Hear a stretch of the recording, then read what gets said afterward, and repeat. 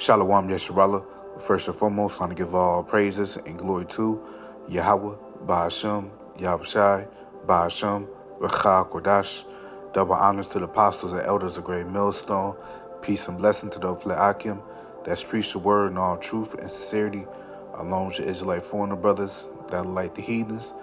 But the line of outside goes back to the nation of Israel, which the nation of Israel are you so-called Negroes, Latinos, and Native Americans through the prophecies and curses of Deuteronomy 28 chapter and throughout the Bible. This is your buddy Yakal Amab with the lesson. And on today's lesson will be entitled, The Earth Will Never Be Destroyed. I'm just going to go on some precepts and Lord willing, you brothers and you sisters out there be edified through the spirit and power of Yahweh Shemon Shai. Because according to the scriptures, the earth will never be destroyed. Because there's many Christians that believe that the whole earth is going to be blown up when that's false. That's incorrect. Because the Lord did not create the earth in vain. So I just want to make a quick lesson on it. And I'm going to start off with the book Ecclesiastes, chapter 1 and verse 4. It says, one generation passeth away, and another generation cometh, but the earth abideth forever. Right, so the earth abides forever. Now let's look at that word abide, in the blue letter, of course. Abide is from the Hebrew word aimad, which means to stand, remain, endure, take one stand. So the key word I want to focus on is remain. So the earth will remain forever. The earth will never be destroyed, because when you go to Genesis, the book of Genesis chapter chapter 8 and verse 22, it reads, while the earth remaineth, see, the earth remaineth. It says seed time and harvest, and cold and heat, and summer and winter, and day and night shall not cease. Right, so them are all the seasons of the earth. So that proves that the earth will never be destroyed. The earth will always remain. Now let's go to Isaiah, book of Isaiah chapter 45 and verse 18.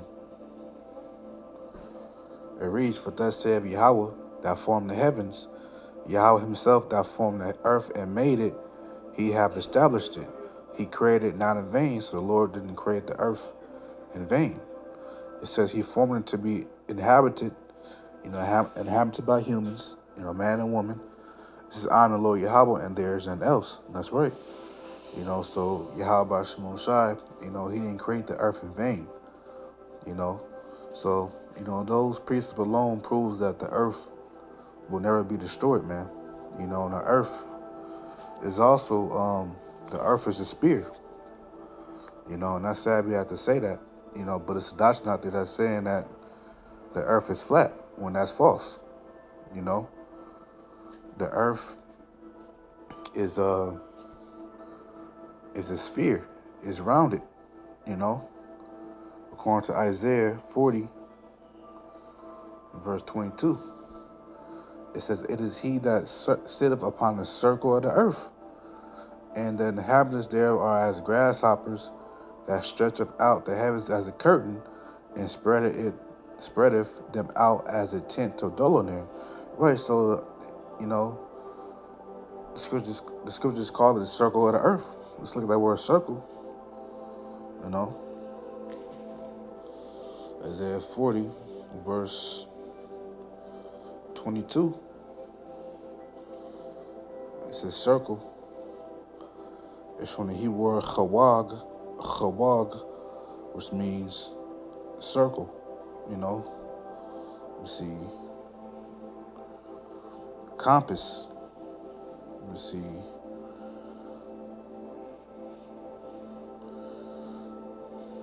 So I remember it saying a spear.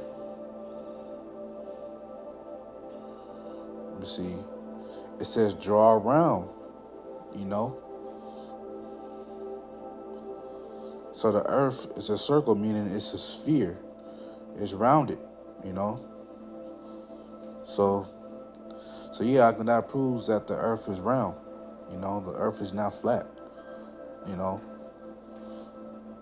Yeah, so it means circle, compass. You know, circle is a sphere. You know.